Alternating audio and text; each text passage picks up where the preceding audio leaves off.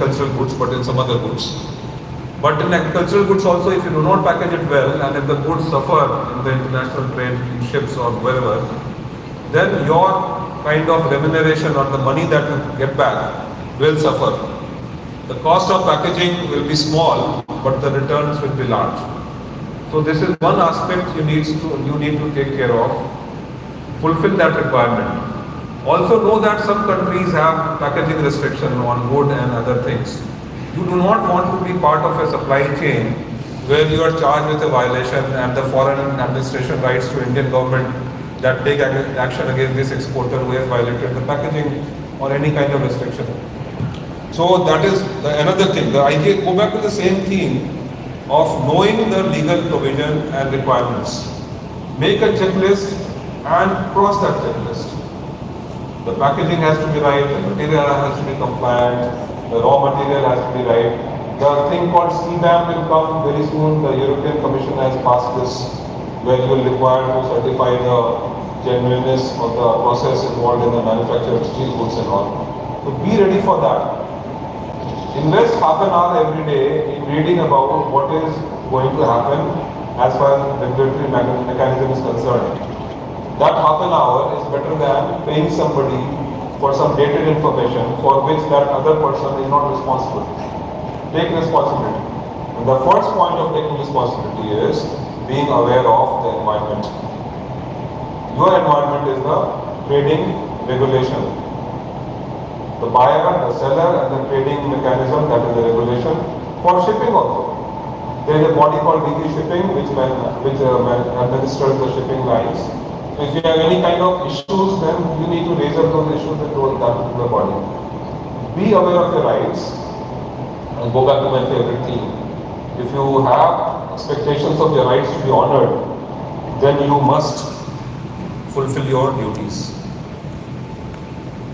A citizen or a corporate citizen which you are as an exporter is expected to fulfill his or her duties before the rights kick in.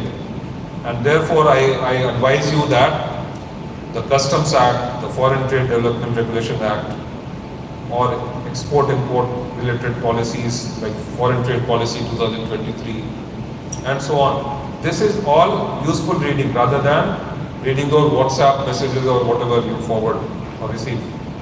This is something which will build your knowledge, and the biggest power in the world is knowledge. Please read and study and become aware. Also exchange notes with people who may be knowing, and in case of difficulty reach out to the government body. Now all the approaches to the government bodies are non-physical, you may be aware. So when you have to reach out to me, like in DGFT Mumbai office, you have to just log into the DGFT site. There is a 10:30 to 11:30 every day. A senior officer of my office sits on a VC virtual conference and expects people like you to raise the issues related to foreign trade. There may be issues related to trade dispute or quality dispute or whatever takes your fancy. We are paid by the country's citizens. We are your servants. And the master expects service, but the master must know that the service is available, otherwise the master will be failing. So rise and take the opportunity and use our services, and that is without cost. The next point is that when you fulfill your requirements, then all the requirements of financial documents which are required, like RBI mandates that DGFBSM, whatever is required to be done, those transactions must be closed. Otherwise, 1 year, 2 years, 3 years down the line, you will receive some kind of audit and you will suffer because you would have thought that you have done the export and the matter is over. So whatever foreign currency has to be remitted by the buyer, that foreign currency must come, and whatever reports you have to submit to your bank or whichever agency, you must do that.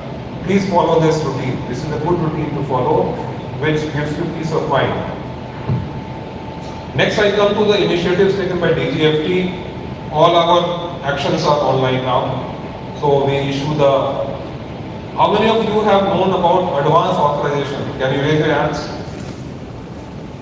I'm very, very disappointed. That means my outreach has not been very adequate so far.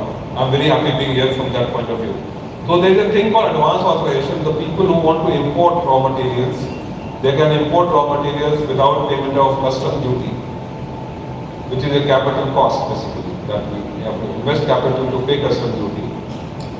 And you can export goods within a period of 24 months or so. And once you export goods, then that advance authorization is closed.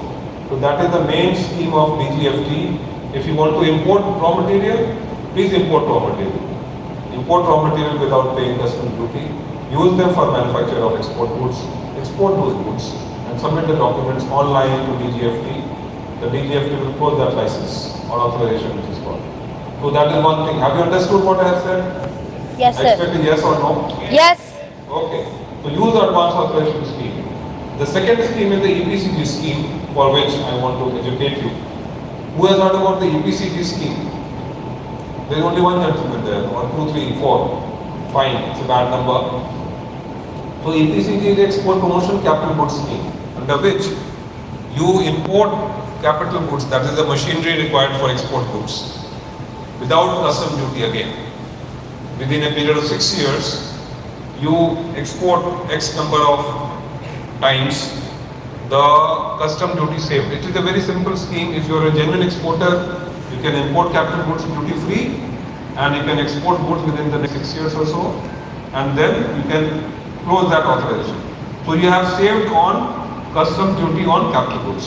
So I have given you the treasure or golden key to the treasure of saving custom duty on raw material for export goods and capital goods for export goods.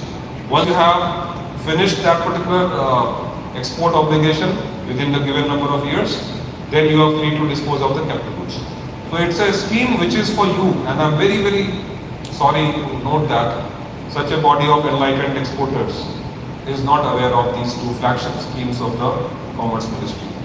I'm happy that now you're aware and that you will apply for it. Applications are online, again on DGFT site, which is a government site. You don't have to come to the government office to process or get it processed. You'll receive the online authorization, which is again transmitted to the customs online, and customs honors that particular authorization for duty-free import of capital goods or inputs. So that's a big deal. The next is that we also give status holder certificate. Who has heard of status holder certificate? How many status holder certificates here? Okay, 1, 2, 3, whatever. So status holder certificate is a facility again by the Commerce Ministry, DGFT, which entitles you to certain privileges in terms of customs examination, DAG guarantee and so forth.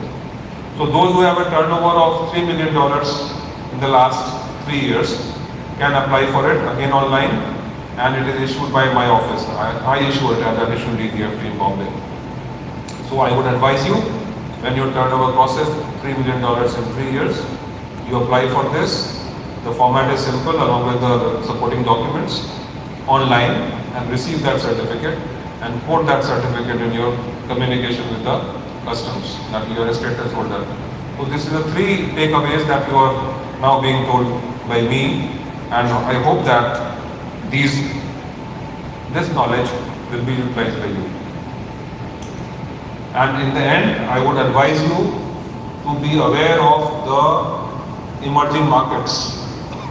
Emerging markets are markets where we have not been traditionally there. Like any new commodity or any agricultural commodity for which a shortage is there in any part of the world, is an opportunity for an Indian exporter. So you have to keep track of the trends of consumption of different things, and for which Embassy of India are a good port of call. So you can have a look at the numbers and email of various embassy officials, and I would advise you to write emails to those missions to find out the parting message that I want to give is the future of India. So by the dint of the hard work that we are doing and creating opportunities of export and using those opportunities, you are creating employment for the country, you are creating growth, personal, financial growth for your company and yourself, and bringing foreign exchange to the country. The days of very meager foreign exchange are over. However, we don't know the future.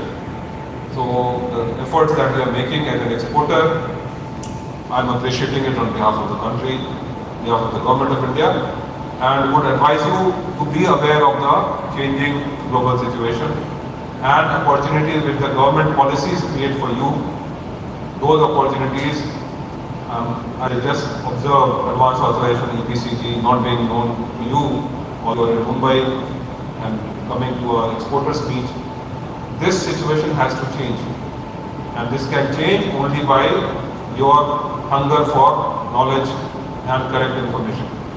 So my message goes back, be aware, and together we can do a better job and bring dollars to the country. Thank you. Jai Hind.